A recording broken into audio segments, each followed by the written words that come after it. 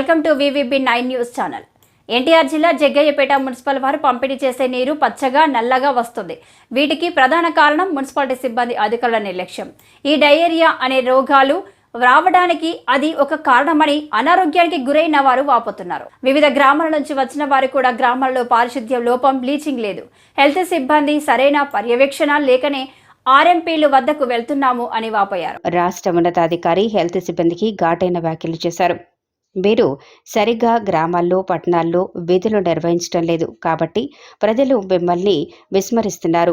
అలంకారప్రాయంగా విధులు నిర్వహిస్తే సస్పెండ్కు గురవుతారు.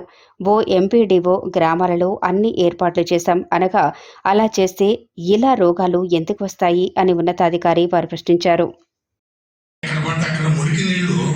అలా ఇప్పుడు సుమారు మిట్టగూడెంలో ఒక 23వ వార్డు, 24, 22వ వార్డులో పోస్టర్ వదిలితే నోట్లో నుంచి ఎట్లా పొగలాగితే ఎలా వస్తుందో ఆ వాటర్ ఫస్ట్ అలాగెళ్ళి ఆ చెడు వాటర్ అంతా, కాలంలో ఉన్న వాటర్ అంతా ముందర పంపుల్లోకి వచ్చి పాపం పేద బడుగు బలహీన వర్గాలు, స్లమ్ మీద ఎరకలు, యానాదులు, ఒట్లు, కుమ్మర్లు, ఎంతోమంది కులాలు, బీసీ కులాలు వాళ్ళు అదే వాటర్ని నిజంగా తాగుతూ ఉన్నారు. ఈ రోజు కదా ఆ సమస్య ఎప్పటి నుంచో ఉన్నది. కానీ గత ప్రభుత్వం చేసిన మోసాలకి ఈ రోజైనా మరి మీరు మంచి అధికారంలోకి వచ్చారు, మన పార్టీ అధికారంలో ఉంది, ఇది పబ్లిక్ మీటింగ్ కాదు కాబట్టి మంత్రి గారికి చెబుతున్నాను, జగ్గయ్యపేటలో కనుక మీరు వాటర్ లైన్ మొత్తం ఊరంతా కనుక చేస్తే తరతరాలుగా మీ పేరు ఎప్పుడు చెప్పుకుంటారని చెప్పి మా ఎమ్మెల్యే గారి ముందు నేను సగర్వంగా చెబుతూ సెలవు తీసుకున్నాను. ప్రతిసారి వెళ్ళినప్పుడు వాళ్ళకి అట్లీస్ట్ చూసారా మన ఊళ్ళో ఒక ఆవిడ అనవసరంగా చచ్చిపోయింది, అట్లీస్ట్ సింపుల్ థింగ్ మీరు కాచి చల్లార్చి మీరు కనుక తాగి ఉన్నట్టయితే కనుక, వడపోసి తాగినట్టయితే కనుక అలాంటి అన్నెసరీ పాపం అలా చనిపోయే అసలు అవకాశమే వచ్చేది కాదు. అట్లీస్ట్ ఇది మీ పిల్లల కోసం చేయండి. మీ పిల్లలు మీరు ఆరోగ్యంగా ఉండాలంటే మీకు ఎంత మంచి క్వాలిటీ వాటర్ ఇచ్చినా అట్లీస్ట్ మనం ఇది ప్రికాషన్ కనుక తీసుకుంటే, ఎందుకంటే వాటరు ఎక్కడో సాట లీకేజ్ రాకపోకుండా 100% లీకేజ్ రాకపోకుండా అరెస్ట్ చేయలేము. అలాగే అప్పుడప్పుడు వాటర్ కొంచెం క్వాలిటీ తగ్గడం కూడా చూస్తూ ఉంటాం రకరకాల కారణాల వల్ల. మనం నెగ్లెక్ట్ చేయడం వల్ల కావచ్చు, మనం చాలా బాగా చేసిన కొన్ని కారణాల వల్ల అవ్వచ్చు. బట్ లాస్ట్లో చేయగలిగింది ఏమిటి, అట్లీస్ట్ వాళ్ళకి అవేర్నెస్, అట్లీస్ట్ కాసి వడపోచి చల్లార్చి మీరు తాగండి అనేది కనుక ఒక ఇక్కడ కూడా ప్రొయాక్టివ్ ఉండాలి. అందరూ లెథర్జీ అనేది ఉండకూడదు. గతంలో నడిచిందిలే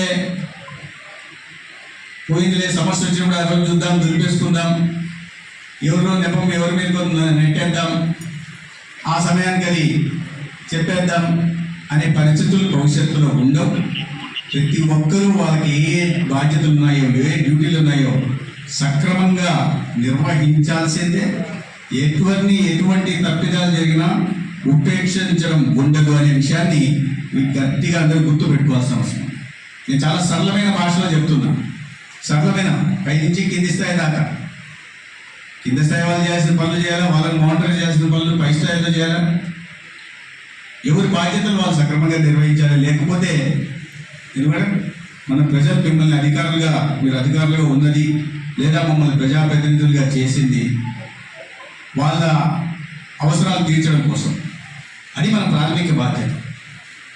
అందుబాటులో ఉండాలా. ప్రజాప్రతినిధులు ఎక్కడైనా సమస్య వచ్చింది వెంటనే పై స్థాయి వాళ్ళకి అలర్ట్ చేయాలి, చెప్పాలి.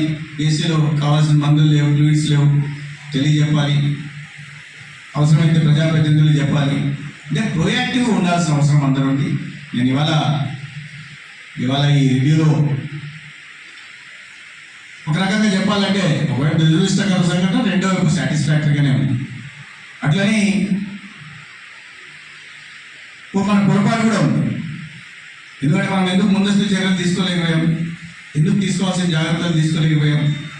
సో భవిష్యత్తులో ఇటువంటి పరిస్థితులు రాకుండా ఏవైతే ముందస్తు చర్యలు తీసుకోవాలో, జాగ్రత్తలు తీసుకోవాలో, ప్రివెంటివ్ మెజర్స్ ఏవైతే తీసుకోవాలో వాటిని ఖచ్చితంగా తీసుకోవాల్సిన బాధ్యత కింది స్థాయి నుంచి పై స్థాయి దాకా అందరూ ఆ రకంగా వ్యవహరించాలని తెలియజేస్తున్నాం.